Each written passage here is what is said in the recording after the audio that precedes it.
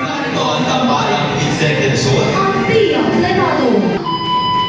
SDBC, wala kayong karapatang mag-aral mga ito. Palayain niyo kami.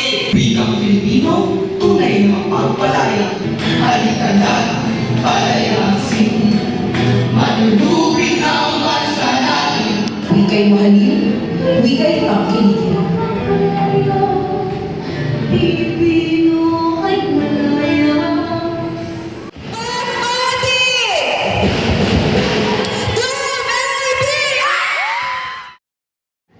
Pagtatamaan sa bilang 1, 2, 3.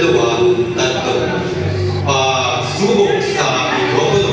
Pagsubok sa mikropono. Pagsubok sa mikropono. Pagsubok sa mikropono. Pagsubok sa mikropono. Pagsubok sa mikropono. 1, 2, 3. Tagapagati ng mga dapat balita. Walang kiligin dahil sa katotohanan lamang. Boses ng sambayanan. DGC Double 189 sa patapitan ng inyong mga radyo. Mula sa lugar ng pamalitaan, himpilan at sandigan ng bayan. Ito ang GCWB 189. Mga kagatapan sa loob at labas ng bansa. Mga isyong tinutulungan at sinusubaybayan. Lahat ng ito ay inyong magkikigan sa dakilang minutong pagbabalitaan.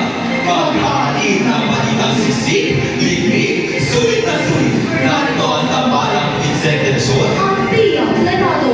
Ito ang GCWB 189. Makinig kayo sa inyong radyo. GCWB 189. Laging maaasahan sa katotohanan. Magbabalita, magtuturo ng tama. Makinig kayo sa inyong radyo. GCWB 189. Ang kakampihan, walang kinakalaman. Kami boses ng bayan. Para sa mundo ng nagbabagang balita. AWF formal na inilusan ng tema ng buwan ng wika taong 2024. KWF, tuwan ang kalagahan ng bilang mapagpalaya. AWF umalma sa panukalang pinakawan ng Filipino government. Pagpapalagi ng Pilipino, panawagan ng PUP sa buwan ng wika. Kahit tayong bilang wikang magsulat, isinulong sa pagdiriwang ng buwan ng wika. Para sa detalye ng mga nagbabagang balita, AWF formal na inilusan ng tema ng buwan ng wika taong 2024. Narito si Timay ng mga balita.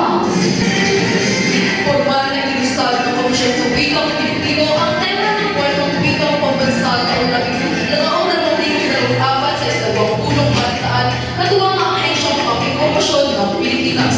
Batay sa artikulo nilabas ng PWF, ang tema ng buwan ng wikang pambansa ay hinati sa 5 bituang tema. Ang bukti ng pagpagawa ng antika sa buong buwan ng Agosto sa lalong pagpapatupad ng pangkaunang proklamasyon bilang 1041 sa ilang siyang nalito at siyang nalito. Ako si Divine Musigla, nagbabalita. Para sa dagdag ulat, KWF, tuwan ang kalagahan ng bigang mapagpalaya. Chanel, Ibatikamo. Hindi ang produksyon ni Alcantara, sa promosyon at publikasyon ng misyon sa wikang Pilipino, ang mga gawain ng ahensya sa pagdiriwang ng buwan ng wika taong 2024. Pinahayag ng pinuno ng KWF na si Arjen Casanova na napakalagang instrumento ng wika upang maglipad ng mga kahalimbahan. Sa isang pulong balitaan ng Lunes, Hulyo 20 sinabi ni Casanova na isa sa mga pangunahing kapatiran ng wika ay ang katangian nitong mapagkalaya. Ako si Chanel Chavez, nag-ulat. Salamat Chanel, magbabalik ang GCWB 189 matapos ang ilang mga paalala. SDBC, wala kayong karapatang mag-aral mga ito. English is the language of the world. It will help you succeed in life. Alam ko, Pilipino, tumulong ka sa imperyo. Kung hindi, papatayin kita. Palayain niyo kami. Iba't ibang mga nagahok na ng dumaan, mananatiling wika ang aming sandata laban sa mga manulubig. Hindi namin kailanman ipagpapalit ang aming sariling kasarinlan. Kakamala kami sa inyong talikala. Gagamitin namin ang wikang Pilipino para tunay na lumaya.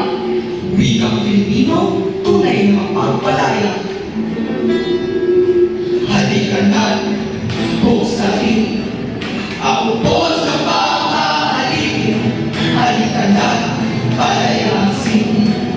Manunubig ang masanain sa liliwigan ng ating bayan.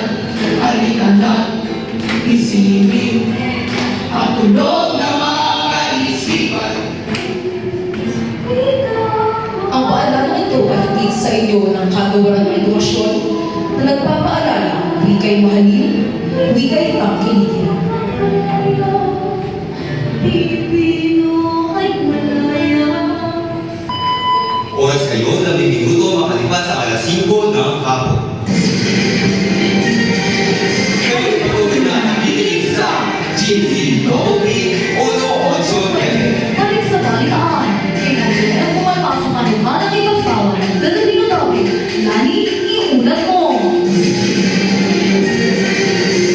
Wala ang komisyon sa wikang Pilipino sa panukalang ipagpawal ng Filipino topic ng mga pelikula at programang gumagamit ng English na ipinalalabas sa bansa. Ayon sa KWF, dapat itong tukulan dahil handang ito sa pagbabawal sa bansa sa Pilipino sa mga pelikula upang maunawaan ng mga Pilipino ang kanilang pinanood. Idiniin din ito na ilahin itong itaguyod ang patuloy na pagpunan at paggamit ng Pilipino bilang wikang pambansa at pangalagaan ng mga wikang kagutubo ng Pilipinas tungo sa pagkakaunawaan at kaunlaran ng sabay ng Pilipino. Ako si Dati Guzman, nagbabalita. Iba pa ang ulat, magpapanatili ng Pilipino, panawagan ng PUP sa buwan ng wika. Narito si Paula, magpabalita. Panawagan ng Katiwaran ng Pilipiniya at ng Bolivika ng Politekniko Universidad ng Pilipinas na panatilihin ang asignaturang Pilipino bilang pakikisa sa buwan ng wika natapos ang bahan ng Senate Bill No. 2457. Naman ito ang pagtanggal ng unang wika bilang tigil ng pagtuturo. Naging malaking hamak na ngayon ang pagpapanatili ng wika sa mabilis na pagbabago ng teknolohiya at globalisasyon. Ayon pa sa PUP President Manuel Muji, ang paggamit sa sariling wika ay bumubuhay sa mga tutong salita at panitikan. Ito'y nagsisipito lang ipapaslan ng pagkisihin ang mga sektor ng lipunan. Paula Estena ng Pagkula. Para sa huling balita, baybayin bilang wikang pagsulat, isinulat sa pagdiriwang ng buwan ng wika. Diba'y ibalita mo!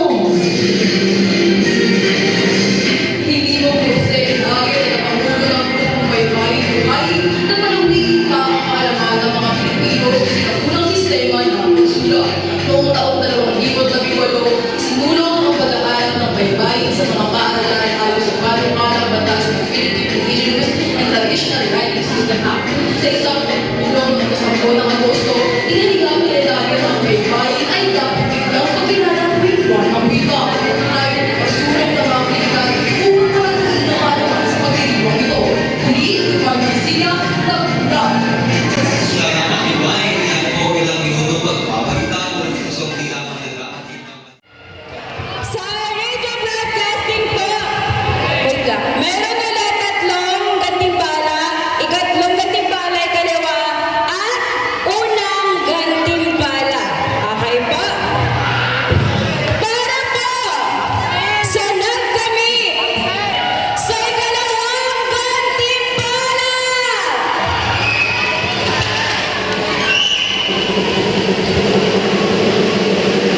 Pag-ati!